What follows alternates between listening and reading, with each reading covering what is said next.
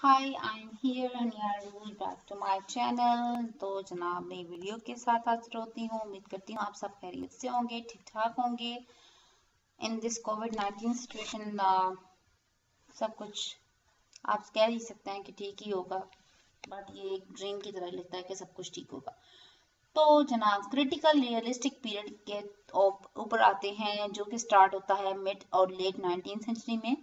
इसका social background क्या था? स्ट्रगल थी बिटवीन वर्कलेस एंड कैपिटलिस्ट। ठीक है, वर्कलेस एक वो लोग जो काम नहीं करते थे, दूसरे वो जो हाईएस्ट लोग थे, जो हार्ड वर्किंग थे। The chartist movement, the Victorian morality. उसके बाद लिटरेचर जो था, लिटरेचर इसका क्या था? फिक्शन जो थी इसकी हाईएस्ट अचीवमेंट थी। इस एज में, इस पीरियड में फिक्शन की हाईएस्ट अचीवमेंट थी, with Dickens as its representative. Critical realism जो था इसमें वो भी था कि sticking to the faithful representation of 18th century realist novel. To the critical realist carried their duty forward to the criticism of the society and the defense of the mass. They were all concerned about the fate of the common people. Their truthful picture of people's life and bitter and strong criticism of the society had done much in awakening in the public consciousness to the social problem and in the actual improvement of society. यानी कि उनके critical realism इसमें क्या था कि उनका जो एक अज़्म था, एक प्रॉपर एक जगह पे टिकना, यानी कि आपने एक चीज़ सोच लेनी है, जी मैं ये करके रहूंगा तो करके रहूंगा। अब ये नहीं कि कोई कुछ लोग जो है इन सोसाइटी, लोग आपको कहेंगे कि यू कांट डू दिस, ये बहुत मुश्किल है, इसको इतना अरसा लगेगा, इतने अरसे में तुम्हारी एज ये हो जाएगी, वो हो जाएगी। यानी कि क्रिटिसिज्म जितना ज़्यादा होगा उतना ही आपका जो हौसला होगा वो कम होता चला जाएगा। तो इस तरह से फिर अगर उस पॉइंट ऑफ व्यू से देखें तो आपको अगर हौसला कम हो रहा है तो यू कैन से कि जनाब मैं ये कर सकता हूँ। So this was the point of view कि जिसकी वजह से उसकी उस दौर की जो पब्लिक थी वो आम लोगों की इन बातों के ऊपर यकीन नहीं करती थी। वो फेट के ऊपर यकीन करते थे, लेकिन तब जब वो खुद से मेहनत करते थे। चार्ल्स डिकन्स की ओलिवर ट्विस्ट याद कर सकते हैं इसमें। ओके, मेन चीजें हैं उसकी। टेल ऑफ टू सिटीज याद कर सकते हैं, डेविड कॉपरफील्ड याद कर सकते हैं। बस ये मेन जो फिगर्स थे उस एज के, उसकी राइटिंग्स आप याद कर सकते हैं। फिर थेकेरे को आप याद नहीं कर सकते, इतना इम्पोर्टेंट नहीं है वो। मैं ये नहीं कह रही कि आपको याद नहीं करें, लेकिन आप इस स्लाइड को देख के याद कर सकते हैं। But it does not important कि जिस तरह से आप कह रहे हैं कि जिस तरह से आप कह सकते हैं कि जी मैंने ये करना ही करना है, तो it doesn't important for that. उसके बाद हम ब्रॉन्टी के ऊपर आते हैं। चार्लोट ब्रॉन्टी, ठीक है, इसका आप याद कर सकते हैं। इसकी वुदरिंग हाइट्स जो थी ब्रॉन्टे के, ठीक है, यानी कि एमिली ब्रॉन्टी जो था, एमिली ब्रॉन्टे की जो वुदरिंग हाइट्स थी, उसकी जो पैशनेट लवर, ठीक है, लवर थी, और उसका उसकी जो वुदरिंग हाइट्स राइटिंग्स थी वो सबसे बेस्ट रहेगी। तो आप ब्रॉन्टे में से एमिली ब्रॉन्टी ले लें और उसकी वुदरिंग हाइट्स ले लें।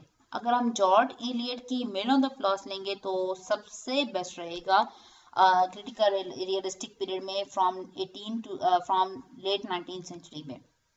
तो अगर आपने एग्जांपल देनी है तो जॉर्ज इलियट की मिल ऑन द फ्लॉस दे दें। मिल ऑन द फ्लॉस क्या थी? इसकी प्रॉपर एक मूवी भी है, I will share it to you.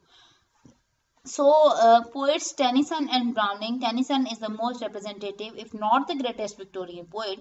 In memoriam, the idols of the king, the Browning as the most original poet of his time. His name is often associated with the term dramatic monologue. जी बिल्कुल, browning जो था उसको, browning का जब हम नाम लेते हैं तो हमारे माइंड में फौरन से ड्रामेटिक मोनोलॉग की बात आ जाती है। तो जब हम ड्रामेटिक मोनोलॉग की बात करते हैं, ओब्वियसली हम ब्राउनिंग की भी बात करेंगे। ड्रामेटिक मोनोलॉग में क्या होता है? इन ड्रामेटिक मूवमेंट और crisis the characters are made to talk about their lives and about their minds and hearts. In listening to those one-sided talks, readers can form their own opinions and judgments about the speaker's personality and about what has really happened. तो dramatic monologue में क्या होता है कि अपनी real lives और अपनी minds और अपने दिल की जितनी भी बातें होती हैं उसमें वो कही जाती हैं कैरेक्टर्स के थ्रू, ठीक है। और उसमें जो जजमेंट्स जज होते हैं, यानी कि जो ऑडियंस होते हैं वो स्पीकर्स की, यानी कि कैरेक्टर्स की पर्सनैलिटी और उनके ओपिनियन से बता सकता है कि हाँ जी अब नेक्स्ट क्या होने वाला है ड्रामा में। तो literary trends at the end of the 19th century वो कौन कौन से थे? लिटरेरी ट्रेंड्स थे, नेचुरलिज्म थी, नियो रोमांटिसिज्म थी, एस्थेटिसिज्म थी, थॉमस हार्डी भी था उसमें, ठीक है। नेचुरलिज्म क्या थी कि literature must be true to life. Naturalism में कहा जाता था कि लिटरेचर जो है वो जिंदगी से जुड़ा हुआ होना चाहिए, ठीक है। वो जिंदगी के साथ लिंक्ड होना चाहिए and exactly reproduce real life, और उसमें रियल लाइफ के बारे में बताना चाहिए। नेचुरलिज्म पॉइंट ऑफ व्यू से अगर हम बात करें तो नेचुरलिज्म ये कहती थी कि हम लिटरेचर जो है वो हमारी लाइफ के साथ लिंक्ड होना चाहिए, जिसमें तमाम डिटेल्स होती हैं बगैर किसी सिलेक्शन के, ठीक है। अब ये जब हम कोई फेक स्टोरीज लिखना चाहते हैं तो उसमें हमको बहुत कुछ सोच समझ के लिखना पड़ता है कि हम कुछ कुछ सिलेक्ट करने पड़ते हैं वर्ड स्पेशल। लेकिन अगर हम रियल लाइफ से लिटरेचर जाके लिखेंगे, उसको लिंक करेंगे अपनी रियल लाइफ से, तो उस बगैर किसी सिलेक्शन के, विदाउट एनी सिलेक्शन, हम उसको इजीली लिख सकते हैं। वो हमारी इजी भी है, ठीक है, वो मैस भी क्रिएट नहीं होता है।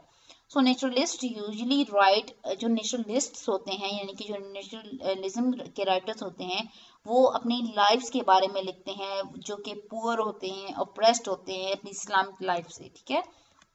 उसके बाद नियो रोमांटिसिज्म की अगर बात करें तो उसमें dissatisfied with the drab and अगली सोशल रियलिटी, उसमें वो लोग नियो रोमांटिसिस्ट जो होते हैं वो लिखते हैं जो अपनी उस बदसूरत सोसाइटी की रियलिटी से तंग आ चुके होते हैं, और वो कोशिश कर रहे होते हैं कि किस तरह से अवॉइड किया जाए उन सारे कॉन्ट्रडिक्शंस को, सोशल कॉन्ट्रडिक्शंस को। और जो राइटर्स होते हैं उनका मेन फोकस ही इन चीज़ों के ऊपर होता है कि उनकी जो एक्साइटिंग एडवेंचर्स और फैसिनेटिंग स्टोरीज होती हैं उनके ऊपर वो करते हैं, ताकि वो अपनी स्टोरी पोइट्री की ला से कम किसी चीज़ को रोमांटिक तो बना सकें, ठीक है। So they let the novel back to story telling and romance. तो उसमें हम ट्रेयर आइलैंड ले सकते हैं, ठीक है, रॉबर्ट स्टीवेंसन का। और एस्थेटिसिज्म में हम अगर बात करें तो उसमें जो थ्योरी है, theory of art for art sake, art should serve no religious moral और सोशल एंड और nor any end except itself, Oscar Wilde and Walter Pater, ठीक है। वो Oscar Wilde and Walter Pater के बारे में अगर हम कहें और थ्योरी ऑफ आर्ट की बात करें फॉर आर्ट सेक की, तो उसमें कहते हैं कि जो आर्ट होती है उसको रिलीजियस पॉइंट ऑफ व्यू से नहीं होना चाहिए, ना ही मॉरल पॉइंट ऑफ व्यू से, ना ही सोशल पॉइंट ऑफ व्यू से, और ना ही किसी भी एंड जो अपना एंड होता है उसके हवाले से। अब हार्डी का जो था, उसके मेयर ऑफ कैस्टरब्रिज आप याद कर सकते हैं, टेस्ट ऑफ द डर्बर विल्स, बिल्कुल टेस्ट ऑफ द डर्बर विल्स जो है, डर्बर विल्स, ठीक है, आप इसकी एग्जांपल इसमें दे सकते हैं। क्रिटिकल रियलिस्टिक पीरियड में आप दो चीज़ों की मेन एग्जांपल दे सकते हैं, जॉर्ज इलियट की मिल ऑन द फ्लॉस, ठीक है, और इसकी थॉमस हार्डी की टेस्ट ऑफ द डर्बर विल्स।